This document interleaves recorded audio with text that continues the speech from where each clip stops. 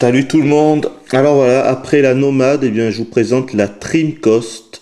Alors qu'est-ce que la Dreamcoast? Eh bien, c'est ce que vous voyez ici. C'est une Dreamcoast portable. Si, ça existe. Donc c'est tout simplement une Dreamcoast sur laquelle on a greffé un écran LCD.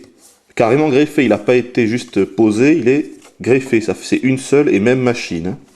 Deux en un. Alors ce n'est pas un produit officiel de Sega.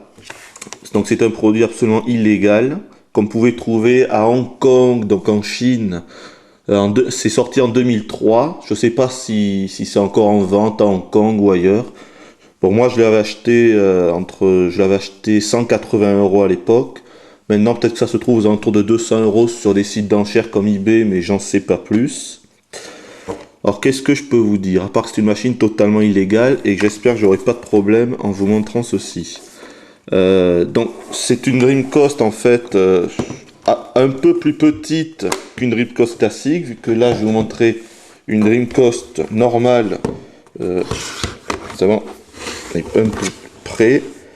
Et la Dreamcoast normale est un poil plus grosse, mais à peine. Et surtout, vous voyez ici donc le logo officiel, une spirale orange avec le logo Dreamcoast pour dire que c'est bien la machine officielle, Sega. Et ici, forcément, il n'y a rien du tout.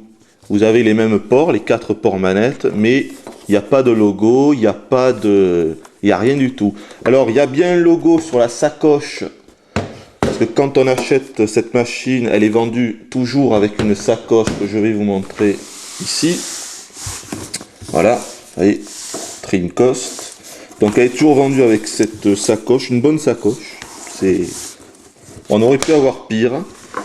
Et donc dedans, non ça c'est pas vendu avec. Voilà, donc dedans bien sûr. Alors il y a aussi la manette vraiment spéciale Dreamcoast. On la trouve uniquement là. C'est vraiment la manette Dreamcoast. C'est une société qui s'appelle Trema qui a fait cette console. Bon, la manette, elle est pas fameuse. C'est vraiment digne des manettes qu'on trouve à 2 euros. Les trucs non officiels. Écoutez le bruit.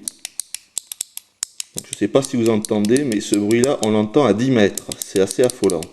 Et surtout, comme vous voyez, il n'y a pas d'emplacement pour mettre les cartes mémoire de la Dreamcast classique. C'est-à-dire que si vous vous rappelez bien, voici une manette de la Dreamcast classique et il y avait les VMU, les cartes mémoire, vous savez, qu'on mettait directement dans la console, dans la manette, et avec ça, ça permettait d'avoir quelques petites informations, bon, pas très utiles, enfin bon, c'était toujours ça, mais ça servait surtout de carte mémoire. Le problème, c'est qu'avec les manettes vendues dans la Dreamcast, eh bien, il n'y a même pas d'emplacement, et il n'y a pas non plus d'emplacement sur la console. Donc, eh bien, on ne peut pas sauvegarder ces jeux. Heureusement, on peut toujours jouer avec les manettes classiques vu que... Où est-ce que je l'ai mis? Vu que les embouts sont identiques, que ce soit les manettes de la Dreamcast ou de la Dreamcast. Donc, ça va. Ouais, donc... Là-dedans, donc, elle est vendue toujours avec 2 manettes Dreamcast, les fameuses manettes. Un adaptateur allume-cigare. Bon, toujours utile pour les petites balades en voiture. Ah, quelque chose de, oui, on peut dire totalement inutile. Ça, c'est une télécommande, oui, parce que la Dreamcast peut lire les vidéos CD et les MP3, contrairement à la Dreamcast qui ne peut pas. Mais bon, je vois mal quelqu'un prendre la machine entière juste pour des MP3 avec cette télécommande. Mais bon, donc ça, je crois que c'est j'en suis jamais servi, mais je pense que c'est le récepteur pour la télécommande. Ça, bien sûr, c'est le câble pour raccorder à la TV. C'est toujours ça de prix. Donc voilà, c'est à peu près tout. Ça, c'est un CD d'installation, je crois. Donc voilà pour la sacoche. Hop.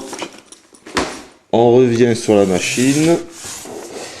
Ouais, donc qu'est-ce que je racontais? Oui, donc c'est pas vraiment une portable non plus, parce qu'elle n'a pas de batterie ou de... Ouais, voilà, elle n'a pas de batterie ou de pile. Vu la puissance de la console, il faudrait, je ne sais pas, comme une pile ou une batterie quand même très puissante pour la faire fonctionner pendant un temps raisonnable.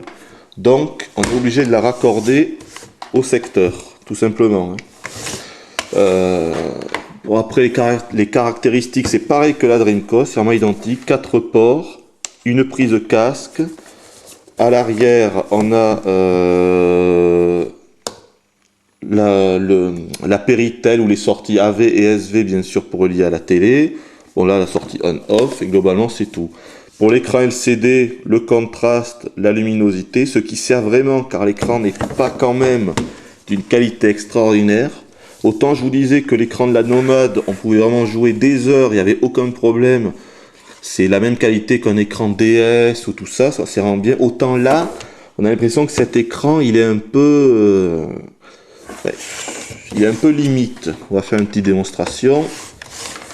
On va mettre Shenmue.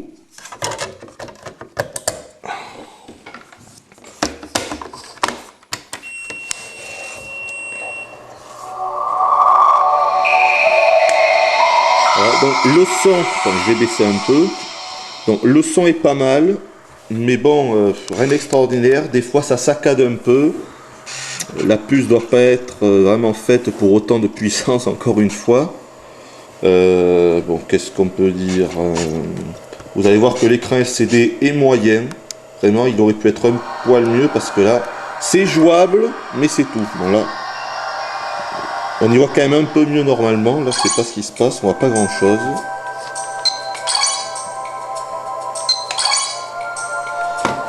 Je vais essayer de régler la luminosité. Bon là, par contre, ça devrait... Voilà. Alors ça devrait aller un peu mieux là. On va zoomer un peu. Ouais, donc qu'est-ce que j'ai oublié? Ouais, le très bon point de cette console par contre, et là je dis vraiment c'est un très bon point. Bon, on n'y voit rien, il faut que je règle la luminosité et le contraste là, parce que sinon ça va pas aller. Comme ça c'est un peu mieux. Et comme ça c'est un peu mieux déjà. Donc qu'est-ce que je peux dire Oui, donc je disais le bon point. Le très bon point, c'est que la console est entièrement dézonée. C'est-à-dire que on peut y mettre les jeux japonais, les jeux US, les jeux français, européens, sans avoir besoin ni de puce, ni de pucer la console, ni d'avoir besoin d'un CD boot ou tout ça. Et ça, c'est quand même très bien. C'est moi qui aime bien les jeux import, ben, je me sers de cette console. Je m'en sers pas avec l'écran LCD parce qu'il est pas top, mais je la relie à la TV et c'est vraiment bien. Voilà, qu'est-ce qu'on peut dire de bon? Mais là, je vous montre un peu de Shenmue. Donc, vous voyez, je sais pas si vous voyez, il y a quelques saccades. Ça, c'est dû à l'écran. C'est la rémanescence. L'écran qui est pas assez performant. C'est dommage. S'il avait été performant, ça aurait vraiment été une console extraordinaire. Mais là, l'écran LCD est pas top. Le son est pas top. Donc, ça, c'est seulement une bonne machine. Surtout une machine pour collectionneurs. Et bon... voilà, surtout pour collectionneurs, pour jouer avec. Si vous avez des jeux import, tout ça, encore ça le fait, mais seulement dans ce cas précis. Qu'est-ce que je peux vous dire d'autre Bon, ben, je crois que je vous ai tout dit. Donc, je vous dis à la prochaine et à bientôt.